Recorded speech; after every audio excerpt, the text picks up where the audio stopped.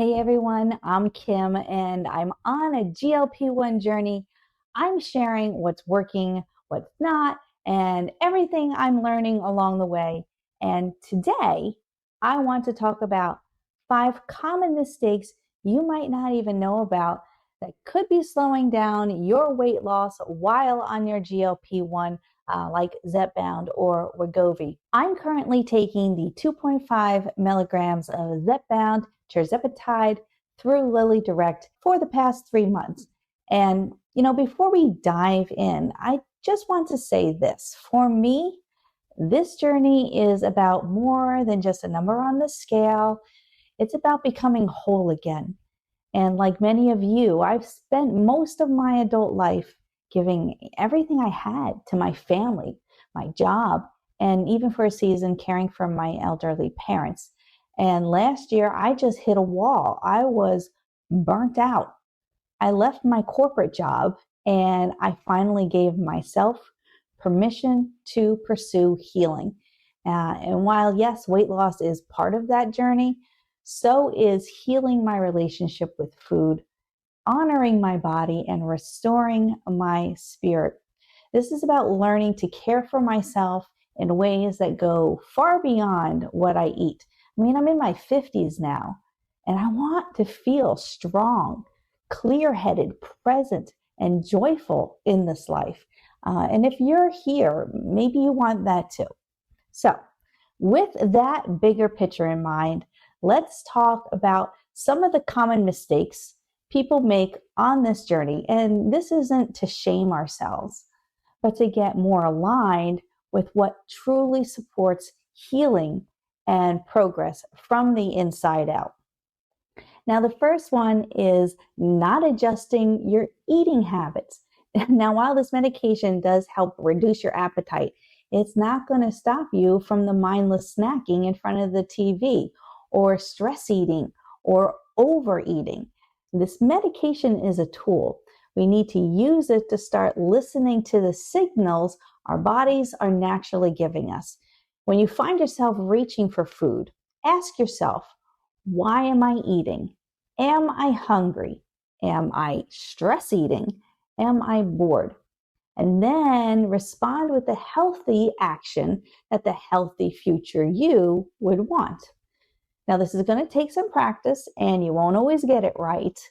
I struggle with stress eating, but now at about nearly 3 months in on this journey and practicing that inner dialogue I just told you about, I am much more aware of how my actions create ripple effects for my future.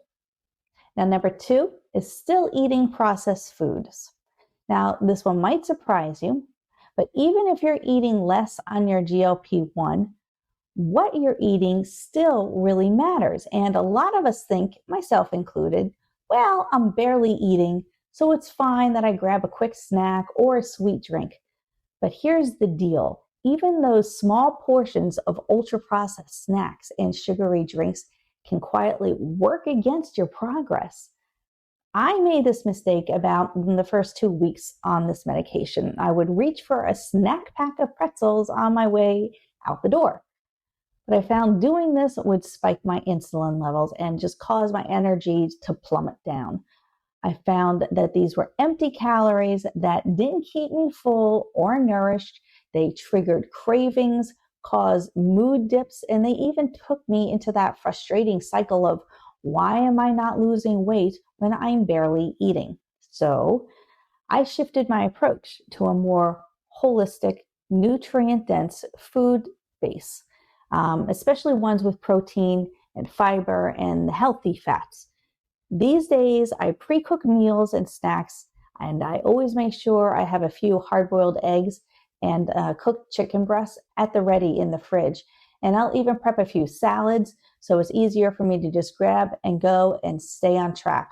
Now, just this small change has really helped me feel more stable, more satisfied, and way more in control of my food choices. So this leads me to number 3 on my list of common mistakes people make that will slow their GLP-1 success. And that is not journaling or tracking your progress. Okay, I know journaling isn't for everyone, but please hear me out on this. When you're on a GLP-1, your body is going through some pretty big changes. And if you're not tracking what's happening, even in a super simple way, you might miss some really important patterns. Now, I'll give you an example from my own experience. A few weeks ago, I started feeling like I was coming down with the flu. I was extremely tired, fuzzy headed, achy, but no fever or anything, but just blah and off. Then the next day, I was feeling better and thought, whoa, I dodged the flu bullet. The next week, boom, it hit me again. And this time it was actually a little worse than the first time. But again, the next day, I was feeling a little better. I thought this was really kind of weird. So I went back into my journal and I noticed that in both instances, I started feeling this way about 3 days post injection. So I sent a little message off to my doctor, and the long and short of it is, she said I was experiencing the GLP-1 flu. She said to me, it's not specific to just the GLP-1s, but it could happen on any diet where you have a drastic cut in nutrients for an extended period of time. Your body gets depleted of the nutrients it needs to function properly. So once I addressed that issue by rehydrating with an electrolyte mix and supplementing with a magnesium, that issue went away. And I would have never seen that pattern had I not kept a journal. I would have just kept thinking I was fighting off the flu. Now, when you don't keep a journal, or at least some kind of simple data log of your journey, it's really easy to overlook, what foods might be triggering nausea or bloating. And maybe there's some days when you have really high energy and other days you feel really kind of blah. You can look back into your journal and see maybe there are things that trigger that. And honestly, those little non-scale victories that you put in your journal, like sleeping better, clothes fitting differently, or maybe even feeling more in control around your food, remind you that the medicine is working, even if the scale says you're having a very slow month. Now, journaling doesn't have to be complicated. I have a journal book that I use for everything. I track many things in this journal book. This is also my prayer journal. So it can be any type of source, and it can be done in any way. Maybe it could be even a quick sentence on your phone, like, I felt more bloated after lunch. I had a protein bar and chips. Over time, that type of data really becomes gold on this journey. And personally, I track my blood pressure, I track my blood sugars, and I've been excited to watch both of those numbers trend down over the past couple of months. And remember, again, this should be a holistic journey. It's as much about learning and connecting with your body as it is about losing weight. So journaling really helps you to become your own best advocate. Now, number 4 on my list of common mistakes people make that will slow their GLP-1 success is not taking key supplements. Now, I'm not a doctor, so please don't just take my advice. Always check with your healthcare team. But these supplements have been critical for my journey because when you have a lower intake of food, you become deficient in some critical micronutrients. The big 3 I found are magnesium, electrolytes, and B vitamins. So the first one is magnesium. When I felt like I was coming down with the flu and I spoke to my doctor, she told me many people are already deficient in magnesium, and GLP-1 meds tend to increase the need for it. So I take the BioOptimizer's Magnesium Breakthrough every day. I love all the different magnesiums it has in it that help with muscle recovery and cramp prevention. This is really especially helpful if you're working out or your muscles feel kind of twitchy at night. Sleep quality. I sleep like a baby on this stuff. And it lifts my mood. I have an overall sense of well-being when I'm taking this vitamin. So if you're feeling unusually tired, moody, or you have trouble sleeping, all of these things can sabotage your progress, and supplementing with magnesium really can help. Now, the next thing is electrolytes. If you feel lightheaded, unusually tired, or like your brain is in a fog, it might not be the medication. Again, a lower intake of food could cause an imbalance. And when those get too low, could cause an electrolyte imbalance. And when those get too low, your energy drops pretty fast. A simple electrolyte powder can make a huge difference. And personally, I use the Relight Hydration Mix by Redmond's as my go-to every day. It's sugar-free, has clean ingredients, and I just love the pina colada flavor. This is my sweet treat without the sugar, and I have it every day. Now, your B vitamins are your energy nutrients. These are huge when it comes to energy, mood, and even how your body burns fat. Myself, I know when I miss taking even a single day of my Bs, so does everyone else in the house. I get kind of cranky and definitely tired. So if that's you too, a B vitamin deficiency could be playing a role. I get my Bs from the Now brand liquid multi-gels.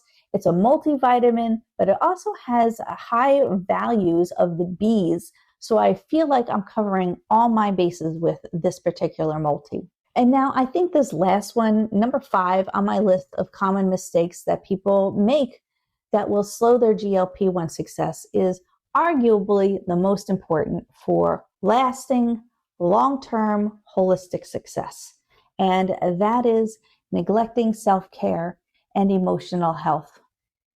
If your focus is simply on the scale and losing weight, it becomes very easy to ignore emotional triggers behind eating habits, body image struggles when you look in the mirror, even mental exhaustion that comes from the stress of everyday life. Without the change in mindset of prioritizing self-care, you might emotionally eat despite not being hungry, burn out or self-sabotage your progress, or even tie your worth only to the number on the scale. Healing from the inside out leads to lasting change.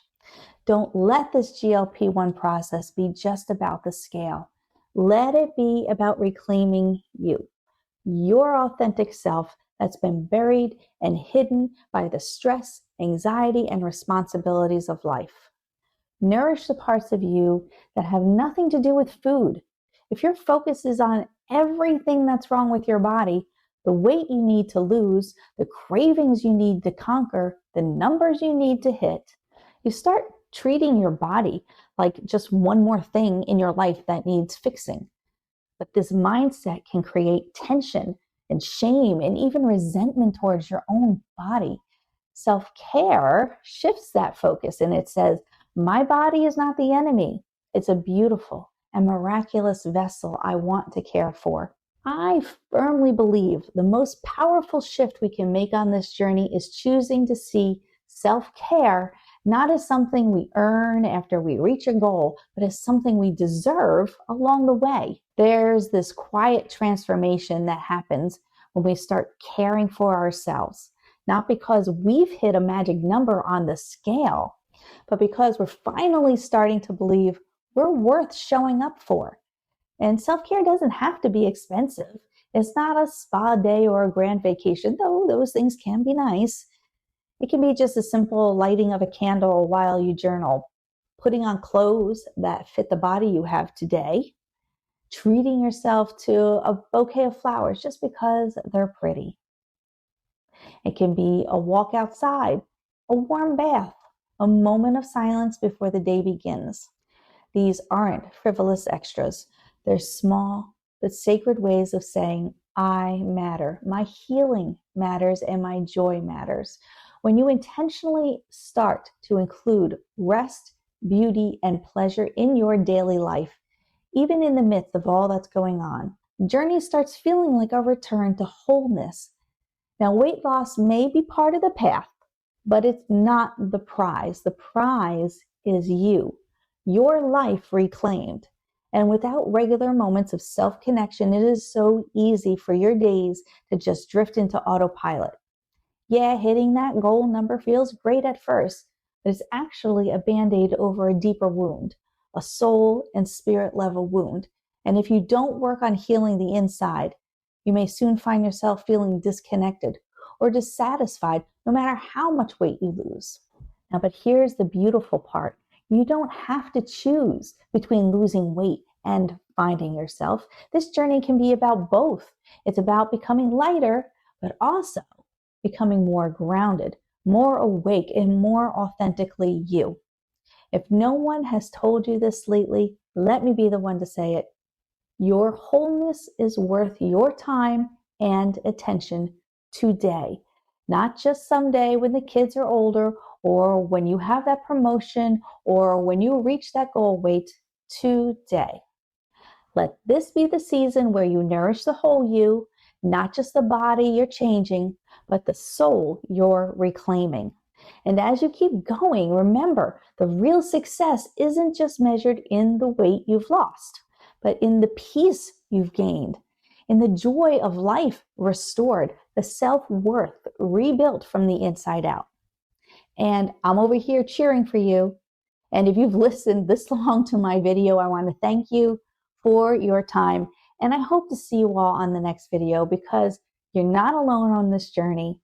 We are reclaiming life together.